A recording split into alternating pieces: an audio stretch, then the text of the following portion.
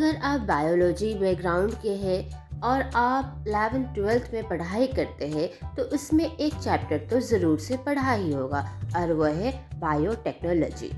उस चैप्टर को पढ़ते वक्त आपने माइक्रोबायोलॉजी, बायोकेमिस्ट्री, बायोफिज़िक्स, बायोइन्फॉर्मेटिक्स और ऐसे बहुत सारे सब्जेक्ट से, स्ट्रीम से जिसको आपने उस चैप्टर में पढ़ा होगा और इससे आपको एक जानकारी मिल गई होगी। बायोटेक्नोलॉजी एक बहुत ही बड़ा डोमेन है और उसके अंदर बहुत सारे चीज़ें आती है। तो अब मैं बात करने वाली हूँ कि अगर आप लोगों के मन में आया है कि बायो इन्फॉर्मेटिक्स आगे इन फ्यूचर लेकर पढ़ा जाए तो इसमें क्या क्या चीज़ें हैं जो कि हमें फ्यूचर में पढ़ना पड़ेगा। अगर कोई बीटेक करना चाहता है इन बायो इन्फॉर्मेटिक्स या फिर एमएससी करना चाहता है बायो इन्फॉर्मेटिक्स में या फिर एमटेक करना चाहता है बायो इन्फॉर्मेटिक्स में, तो यह जानकारी बहुत ही ज़रूरी है कि ये सारे कोर्सेज लेने पर उन्हें क्या क्या आगे पढ़ना पड़ेगा इन कोर्सेज में। मतलब कि आप कह सकते हैं कि सिलेबस क्या है, उसके बारे में आज मैं जानकारी देने वाली हूँ। तो देखिए, बात आती है कि हर कॉलेज में अपना अपना सिलेबस होता है एक पर्टिकुलर कोर्स को लेकर, लेकिन मैं यहाँ पर रफली एक आइडिया दे देना चाहती हूँ कि बायो इन्फॉर्मेटिक्स में स्पेशलाइजेशन करते हैं तो यह चीज़ें तो कम से कम पढ़नी तो पड़ेगी ही।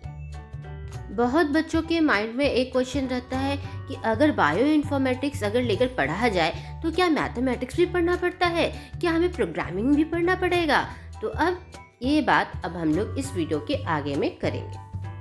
आप लोग को समझने में आसानी हो इसलिए मैंने स्क्रीन पर भी डिस्प्ले करवा दिया है। देखिए, बायो इन्फॉर्मेटिक्स कोर्स अगर हम लोग लेते हैं तो सबसे पहले इसमें बायोलॉजी को समझना बहुत ही ज़रूरी हो जाता है।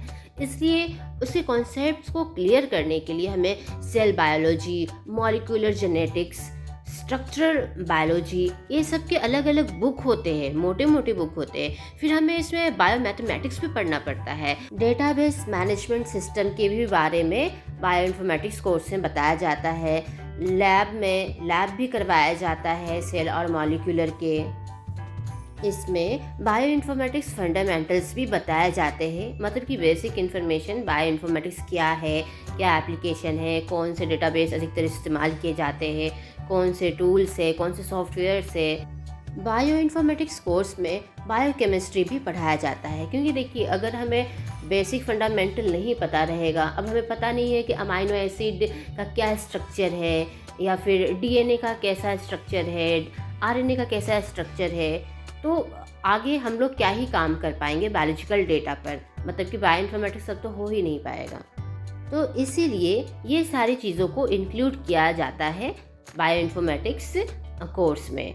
अधिकतर लोगों का डाउट रहता है ना कि बायो इन्फॉर्मेटिक्स अगर स्पेशलाइजेशन हम लोग कर रहे हैं तो क्या इसमें मैथमेटिक्स पढ़ना पड़ेगा।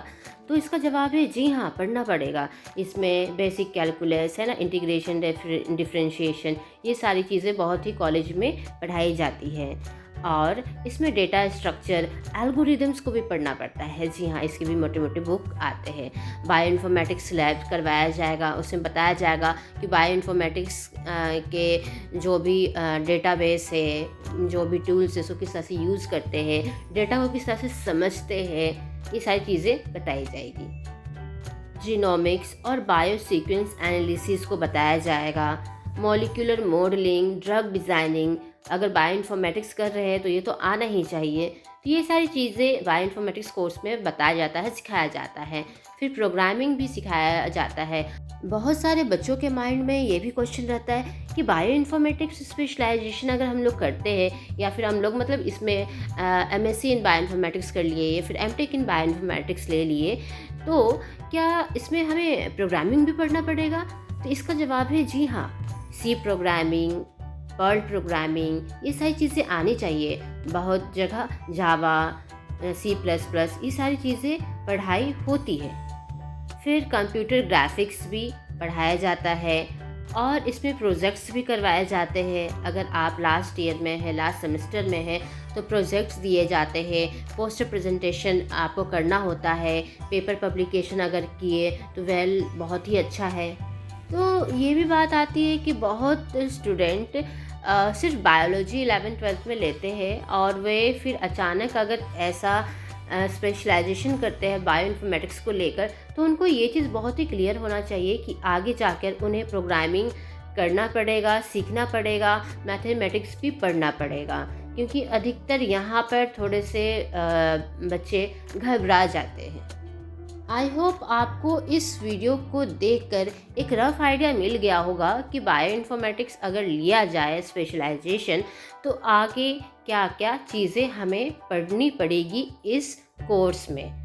अब ये भी बात आती है कि यहाँ पर मैंने जितना बताया है ये कोई ज़रूरी नहीं है कि as it is same to same आपके कॉलेजेस में ये पढ़ाई हो, और ये भी मैटर करता है कि आप कौन से कोर्स में जा रहे हैं। आप एमएससी कर रहे हैं तो उसका कोर्स थोड़ा सा डिफरेंट होगा, अगर आप एमटेक कर रहे हैं तो उसका कोर्स थोड़ा सा डिफरेंट होगा, बीटेक कर रहे हैं तो थोड़ा सा उसमें सिलेबस और भी मतलब ऐड होंगे, या फिर और सारी चीज़ें अलग भी हो सकती है थोड़ी बहुत। लेकिन यहाँ पर बस मैंने एक रफ़ आइडिया आपको दे दिया है कि मोटा मोटी बायो इन्फॉर्मेटिक्स में इतना तो पढ़ना ही पड़ता है।